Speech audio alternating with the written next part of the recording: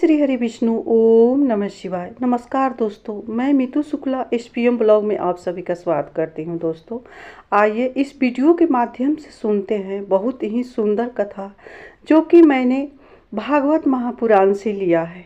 ये कथा सुनने मात्र से कृष्ण भगवान के साथ श्री राधा रानी की कृपा बरसती है। इतना ही नहीं, इस वीडियो के माध्यम से जानेंगे कि हम क्या मंदिर में जाते हैं तो मेरा मुक्ति हो सकता है, या कोई मंदिर में नहीं जा रहा है तो क्या उसका मुक्ति नहीं होगा। इसी पर आधारित है आज का कथा जो कि दो भाइयों का है। एक भाई का रात वेश्यालय में गुजरती है और दूसरा भाई का रात मंदिर में गुजरती है। तो वहीं जिसका रात मंदिर में गुजरा है उसको लेने के लिए विष्णु भगवान का पार्षद आते हैं, वहीं जिसका रात मंदिर में गुजरा है उसके लेने के लिए यम का दूत आते हैं। तो प्रिय दोस्तों, बहुत ही सुंदर कथा है, इसको आप लोग पूरा देखेंगे क्योंकि ये कथा हमारी मन की व्यथा को ही मिटा देगी। क्या हमारे पास टाइम नहीं है, फुर्सत नहीं है गृहस्थी से, तो क्या रोज़ मंदिर जाना ज़रूरी है?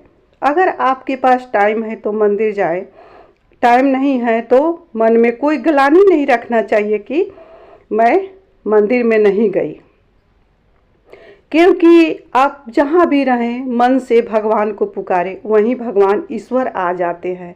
आपको जिसको पुकारेंगे, जिसको आप मानते हैं, केवल आपको मन की ज़रूरी है। अगर हम मंदिर में रहकर भी मन भगवान के पास चरण में नहीं है तो व्यथा चला जाता है। अगर एक वेश्यालय के यहाँ भी रह कर के अगर मेरा मन मंदिर में है, ईश्वर के चरण में है, तो मुक्ति पाना संभव है।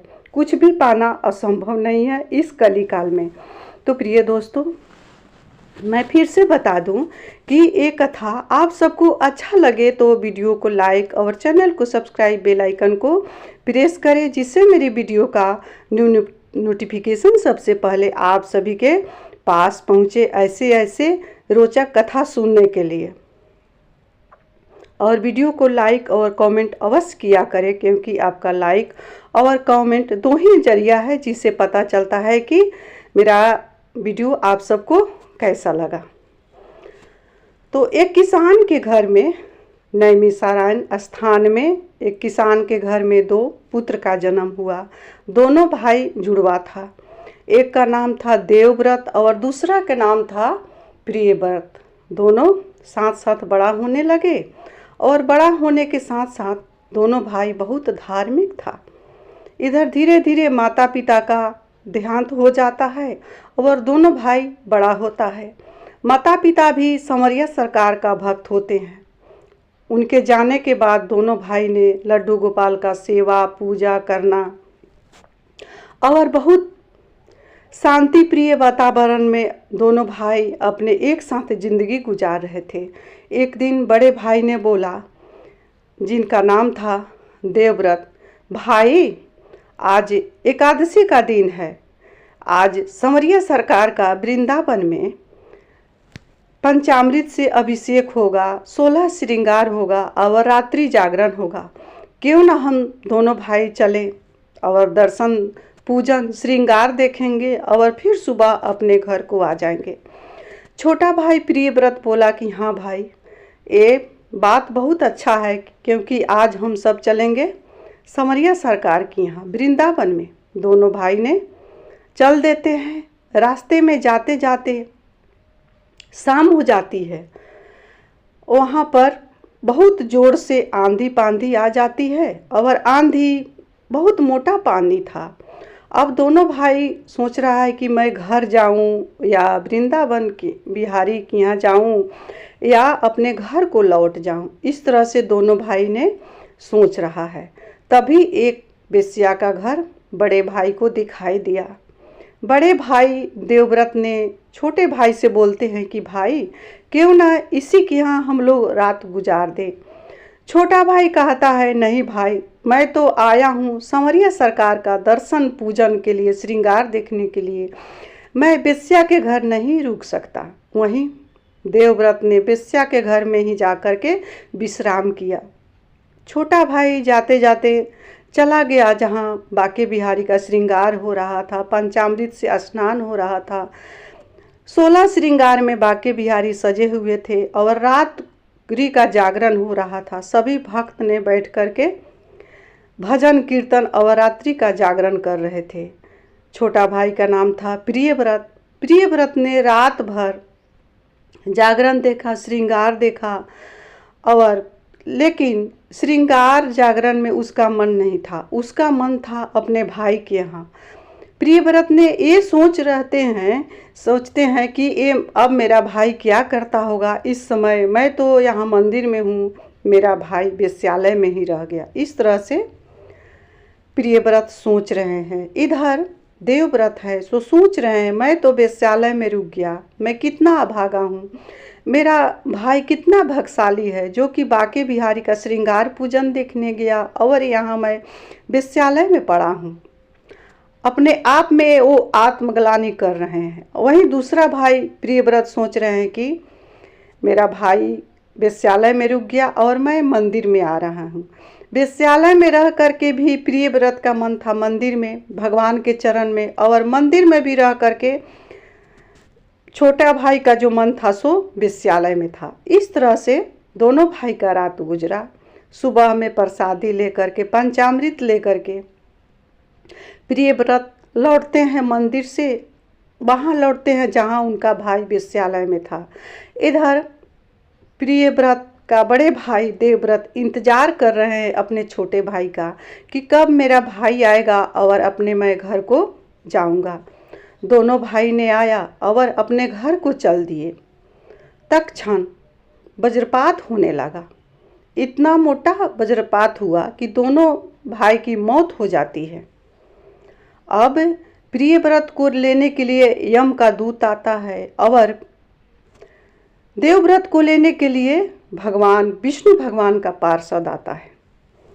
अब ये दृश्य को देख करके देवव्रत थे सो हैरान हो गए। उन्होंने पार्षद से पूछा, क्या प्रभु, मैंने रात भर अपने समय को वेश्यालय में दिया, वेश्यालय में गुजारा, और यहीं जो मेरा छोटा भाई है सो सांवरिया सरकार के मंदिर में दिया, तो एक ऐसा अन्याय है। जो आदमी वेश्यालय में गुजारा उसके लिए आप खुद आए हो लेने के लिए, और जो आदमी मंदिर में गुजारा उसके लिए यम का दूत को भेज दिए हो। तब भगवान विष्णु भगवान के पार्षद ने कहा, वत्स, आपका कहना तो सही है, लेकिन ये मंदिर में रह करके भी वेश्यालय में इसका मन था और आपका वेश्यालय में रहकर भी मंदिर में मन था। इसी कारण है कि आपको लेने के लिए विष्णु भगवान स्वयं अपना पार्षद को भेजे हैं और इसको लेने के लिए यम का दूत आया है। तब देवव्रत जो था सो बहुत ही परेशान हो जाता है, क्योंकि अपने छोटे भाई को बहुत प्यार करता है। वो नहीं चाहता था कि मैं अपने छोटे भाई को छोड़ करके अकेला चला जाऊं विष्णु लोक को।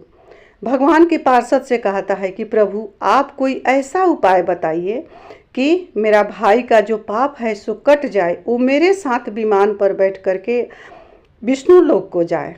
तब विष्णु भगवान का पार्षद कहते हैं कि वत्स, अगर आप चाहते हैं कि आपका भाई आपके साथ चले तो आपको 10 वर्ष पीछे का पुण्य अपने भाई प्रियव्रत को देना होगा।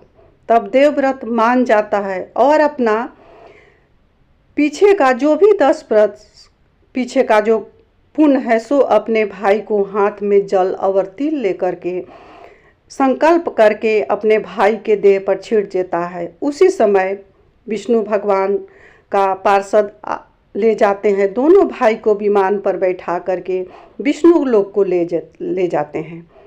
प्रेम से बोलिए विष्णु भगवान की जय, सांवरिया सरकार की जय, राधा रानी की जय।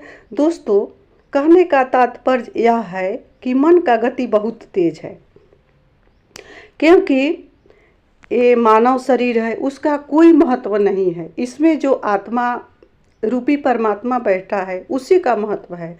इसको जहाँ हम लगाएंगे वहीं जाएगा। क्योंकि ये कथा हमें बहुत बड़ी सीख देती है कि एक भाई को वेश्यालय में रहने पर भी विष्णु भगवान का पार्षद आते हैं, और दूसरे भाई को मंदिर में रह करके भी यमदूत आता है। तो कहने का तात्पर्य यह है कि हम जहाँ कहीं भी है वहीं से अपने ईश्वर को पुकारें, ईश्वर में मन लगाएं, क्योंकि मन का गति बहुत तेज है। अगर मन इधर उधर भटकता भी है तो उसको खींच करके प्रभु के चरण में लगाएं, इससे ही हमारी मुक्ति होगी। तो प्रिय दोस्तों, इसी के साथ मैं अपनी वाणी को संवरिया सरकार राधा रानी के चरणों में विराम देती हूँ। मिलती हूँ अगले वीडियो में, तब तक के लिए इतना ही। ऐसी रोचक कहानियाँ, कथा सुनने के लिए मेरे वीडियो को लाइक और कमेंट अवश्य